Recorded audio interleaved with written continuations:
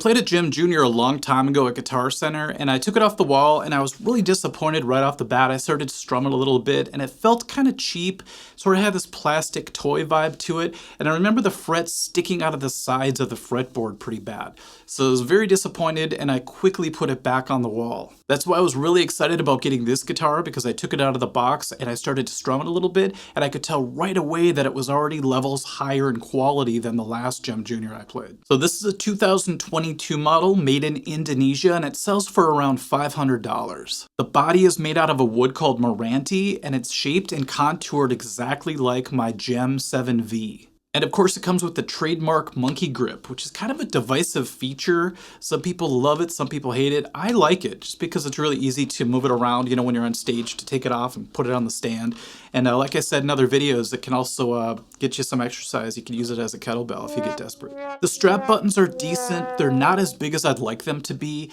Usually when I'm on stage with a strap, I get a little bit nervous with the smaller strap buttons, only because I've had a few guitars fall on me. And whenever you buy a guitar, the last thing you want is for it to come crashing down while you're rocking out on stage. You've got the output jack that's angled upwards, which is really cool on stage because if you tuck the cable behind your strap and bring it down, it goes right into it in a nice angle.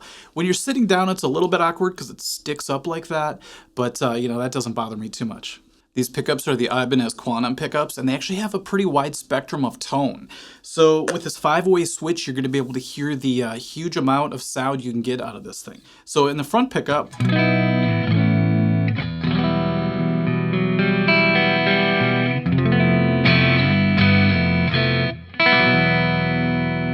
if I go to the second position, check out the difference.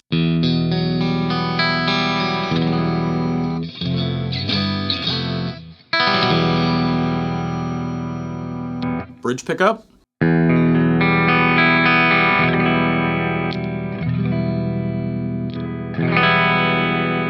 Tons of tonal qualities. Let's add a little distortion. Check that out.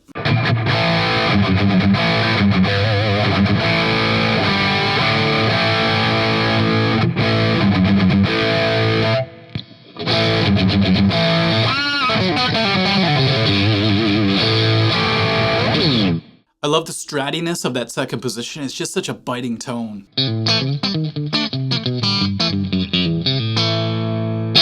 The bridge is a standard Ibanez double locking trem system with one of these screw-on arms, so just like my Jackson guitar where you place it on and you have to screw it on like that. Check out this lion's claw tremolo cavity. I love the way that looks. So you're able to pull up on the bar with no problems at all.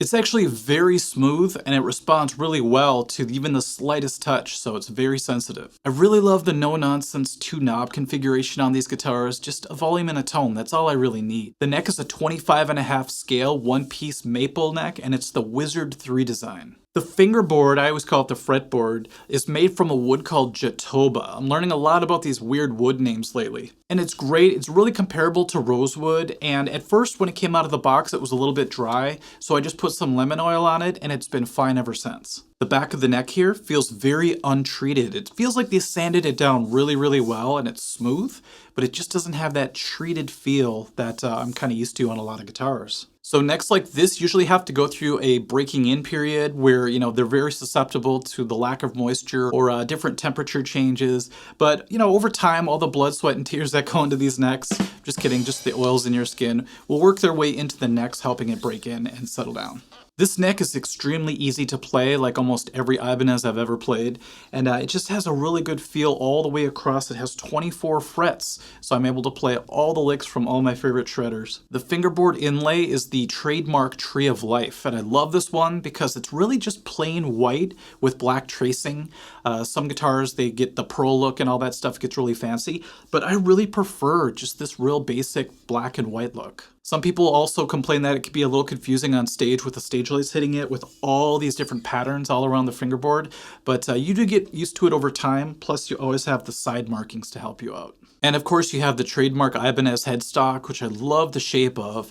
It just has a really great feel to it as well. As far as when I'm tuning, I love just this angle right here. I don't like reverse headstocks very much, so I love that this one's pointing downward. You have the Ibanez logo in black, which is really cool looking. If you know my other guitars, you know that I love contrast. So whenever you have black and white like that, I think it looks pretty sharp. The actual hardware is called Cosmo Black. It's kind of funny, I used to call it smoky silver, but it's not black looking. To me, it looks more like a gray type color. And at the very end here, it says JEM Jr. You know, that's the part of the guitar everybody kind of eyes up when they're checking out your JEM to see if it's a real one or a JEM Jr. So hopefully after this video, you'll be proud that you have a JEM Jr. and not embarrassed. Okay, let's get to the comparison portion of this video now. So I'm going to be doing a lot of back and forth between this JEM Jr. and my JEM7V, which is sitting right over here. So they're both close to about 7 pounds, 8 ounces, which is right in the wheelhouse that I like. It's not too light and it's not too heavy. You know, I play some shows where I have to play 3 full sets, and if my shoulder's really aching at the end of it, I hate that. So 7 pounds, 8 ounces is perfect for me.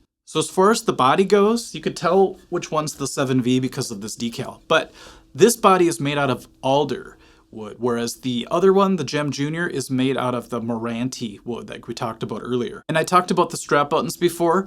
On the 7V, it actually has these wider strap buttons, which I love because I have full confidence that my guitar's not going to fall off during a performance. But if you're really particular about your strap buttons like I am, you could always go on the JEM Jr. and just replace those easily. As far as the pickups go, I really do prefer the 7V. The Evolution pickups just have this sort of sweetness to it. It's a very full and tight sound compared to the JEM Jr., which has a little bit of more loose feel to it. You know, you gotta expect that kind of a difference though when you're talking about the price differences. But are they 5 times better than the pickups of the JEM Jr.? I would say no, but I do prefer these ones over the Quantums.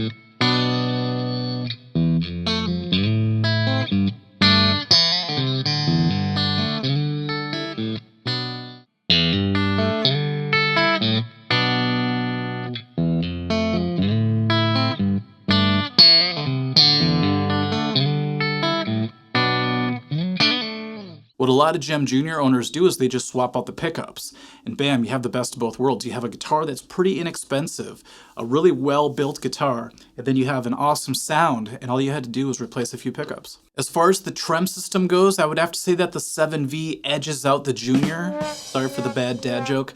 This is called an edge tremolo system. It's very smooth, and just all the aspects about it are very tight. So if I go crazy on the trem bar for an entire set, I rarely have to tune. It's just so solid in that aspect. The fine tuners are also really smooth on the 7V. When you go on the JEM Jr. and you try to turn the fine tuners, you can feel that they're a little bit rough in comparison. That's not really a deal breaker for me because my Jackson has that same feel as well, but it's really nice on the 7V to have these really nice smooth turns on the fine tuners. The JEM7V has a 5-piece maple and walnut neck. So if you look at the back here, it looks pretty interesting. And it really gives the guitar a certain sturdiness when you're playing. I think necks make or break how a guitar feels. And so when I play this thing, I feel like a very solid sensation when the vibrations are coming back to me through my fingers. It feels like if somebody ran on stage and tried to attack me, I would grab this guitar because it would definitely be able to deliver at least 3 or 4 blows before anything bad happened to it. But, you know, that might be a strange metric to measure these with. Because this thing's been played so much, even before I bought this guitar, I bought it used. Somebody owned it for years before that. So this thing has had a lot of playtime on it, lots of mileage. So it feels very, very sturdy and very dependable. It also has a slightly lacquered feel on the back. Too much is not good. I hate that when I play live shows outside and it's really hot out and the lacquer starts to stick to your fingers and it's really hard to play the way you want to. So this being just slightly lacquered is perfect for me. The JEM7V also has this little heel right here. When it comes, see that bump? It's kind of hard to see right here where the head meets the neck. And that's really nice too when you're playing because you get down to the bottom and you feel like you can kind of rest your thumb on it. It tells you where to stop as opposed to the JEM Jr., which is just a straight shot all the way to the headstock. The 7V also has what they call prestige edge treatment for the frets. So they feel very, very smooth. There's nothing sticking out of the sides. When I play, there's nothing but a smooth feel whenever I'm doing the bends. And also at the very top here, we have 4 scalloped frets. So 21 through 24, the fretboard is scalloped, so it makes it really easy to dig in when you're doing those bends. I played the JEM Jr. the other day and I tried to do a bend at the 24th fret and my finger just slipped off of it. So these scalloped frets can really help. On the JEM Jr., when I'm playing that 1-piece maple neck, it just has this more hollow feel to it, giving me the impression of a cheaper neck. So the 7V wins out when it comes to the neck as well. As far as the overall look goes though, I have to give it to the JEM Jr. I know this might be a little bit bizarre, but like I said earlier, I love the contrast of the black and the white. So on the 7V, you can see that it's gold, which looks great. You know, I've grown to really love it. But if I had my preference, I really don't mind just having the flat black look over the top of the white body. I think it looks really sharp. And even though the 7V has these really fancy abalone pearl inlays that look great, especially when the light hits them a certain way, I actually prefer just the plain white and black inlays of the JEM Jr. Call me basic, but that does it for me. Alright everyone, I hope you enjoyed this review/comparison video. It was a lot of fun for me to do. By the way, this was not a paid endorsement by Ibanez. Nobody ever contacted me from the company. I just think of video ideas, and if they're exciting to me, I will do them. And when I knew Steve Vai was coming and I could get this guitar in the EVO package, I knew that it would be a fun video to make. Thank you everyone for watching, and we'll catch you at the next video. See ya. Bye.